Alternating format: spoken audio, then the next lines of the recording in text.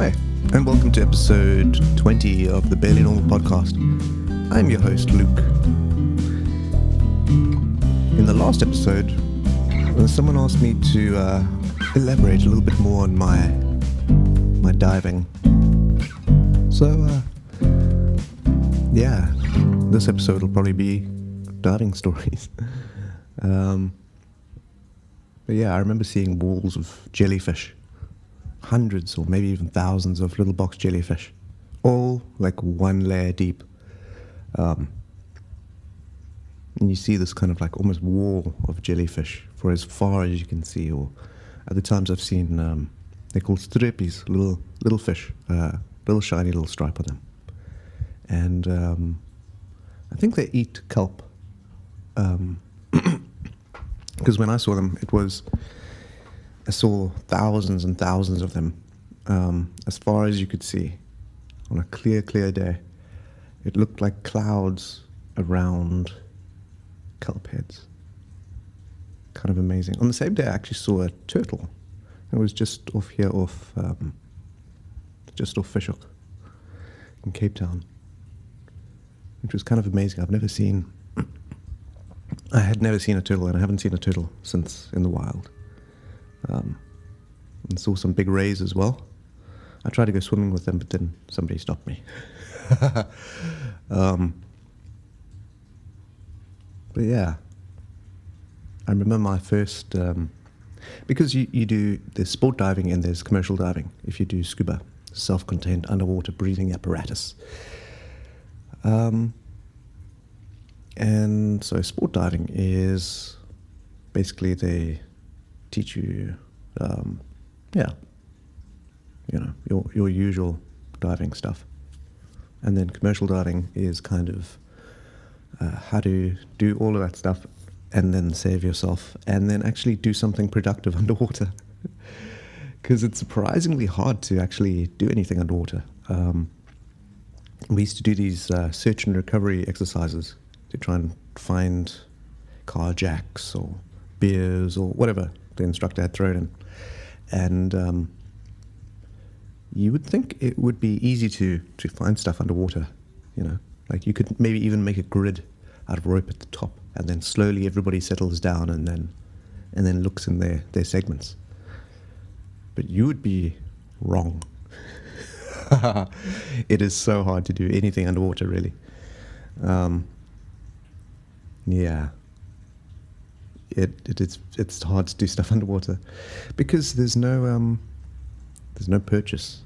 So if you want to turn a nut, you've got to hold on to something and then turn the nut and hold on to that thing, because you can't there's nothing to, and then there's currents continually buffeting you left and right depending on how deep it is. And the visibility could be completely zero. I remember doing a dive. We had to do a triangular navigation, swim out a certain distance, then change bearing to go kind of left, and then change bearing left again to go and end up where we started. And this was all off Cork Bay Harbour, and it's about 10 meters deep. So you jump off the harbour wall, fully kitted out. It's about 3 meters. It's really quite something the first time you do it.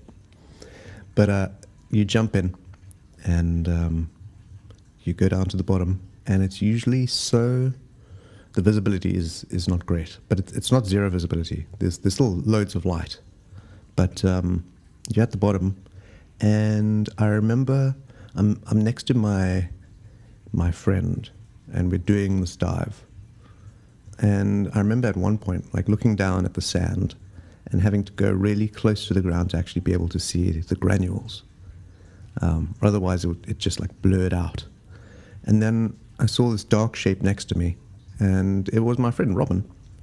We were doing the training dive together, but for all I knew, I was actually just following a shark.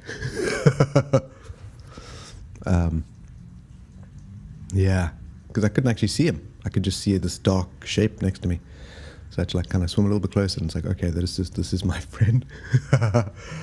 And kind of amazingly, we we did the triangular dive like pretty much perfectly. Ended up coming up almost exactly where we went in.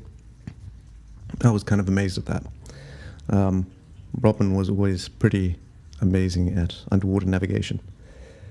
But it was an interesting experience, definitely. There are these little sharks called shy sharks, skarmoog, they're called, because they're not very big. They're a form of cat shark, and if you grab them, they're only they can grow up to about a meter, but usually those are the very big ones.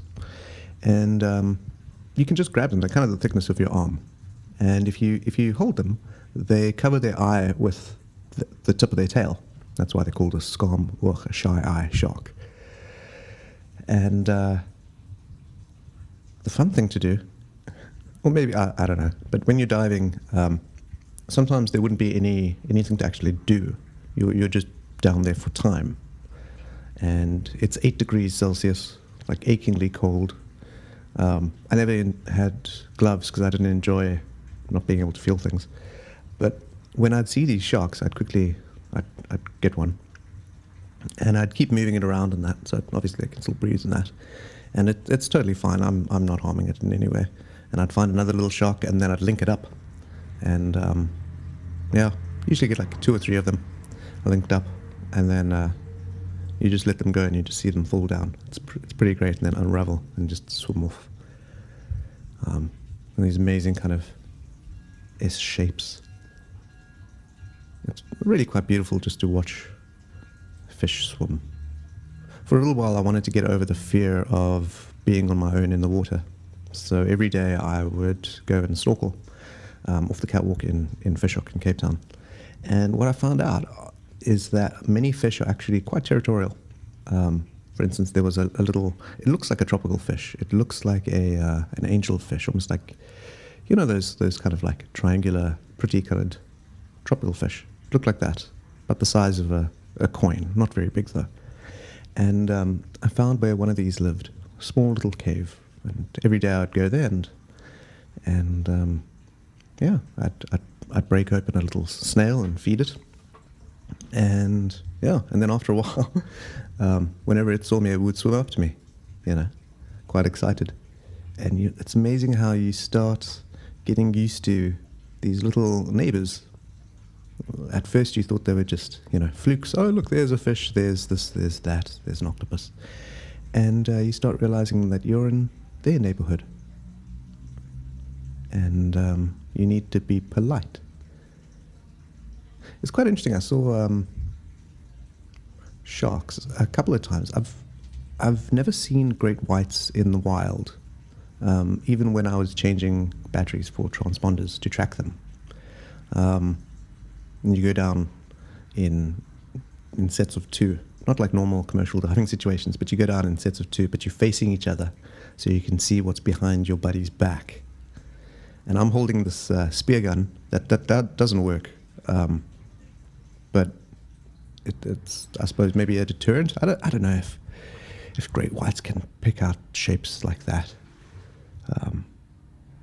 But I do remember when I worked at the aquarium, I used to take people diving in metal helmets, those old diving helmets.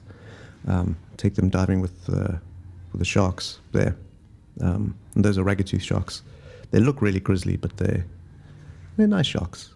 And you could always see the standby diver he had a piece of broomstick, and he would just gently nudge the shark away if it came.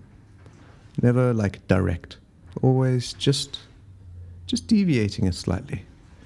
And that's what I suppose I would have done if I saw a great white. But it turns out great whites are ambush predators, so I suppose that's why they wanted us to go down facing each other.